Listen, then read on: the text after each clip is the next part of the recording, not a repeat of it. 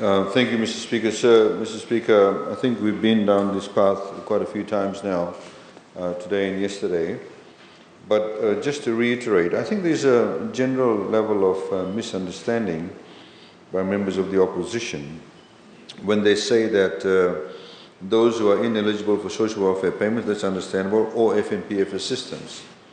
A lot of the people actually who are receiving their assistance through what we call the FNPF framework, in fact, their monies aren't coming from the FNPF account, it's actually coming from government. Because a lot of the people who are receiving through the FNPF framework, they no longer have any more funds in the general account. So government has now funded up to the tune of $161 million through the FNPF framework.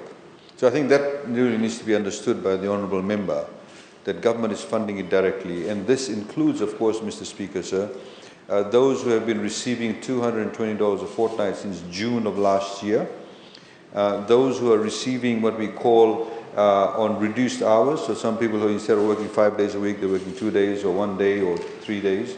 They also are getting funds for the days that they are not working. And then, of course, Mr. Speaker, sir, we had one-off payments of $220 if they were in the containment area because they could not go to work. And as announced by the Honourable Prime Minister, that they will now get 2 more rounds of 220, in other words, 440. And again, Mr. Speaker, sir, that will also be funded by government because some of them do not actually have the 440. So that's the assistance through that particular FNPF framework which government is funding. And then, Mr. Speaker, sir, of course, we have the food rations that were given to those people who are in the strict 24-hour curfew for about 4 days in the Suva area. And then, of course, we had the $90, where 118,000 households were assisted. About $10.6 million have been disbursed through that. And as also mentioned today, just a few hours ago, we already have about 242,000 applicants for the $50. And of course, they'll get more. There'll be more in that. And we have already announced it yesterday that once we get the data and we see how many people are on that scheme, it does not mean that it's just simply a one-off. We simply wait and see how the situation pans out.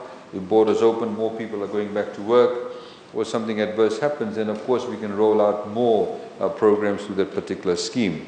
And then the last category are those people who are on specific lockdown areas, as the Honourable Minister for Health talked about the clusters. So we have, for example, Moani, Kosovo, various other places where those people who cannot leave their homes, they are given food rations also specifically because they cannot leave their homes. Thank you, sir. Thank you, Honourable Minister.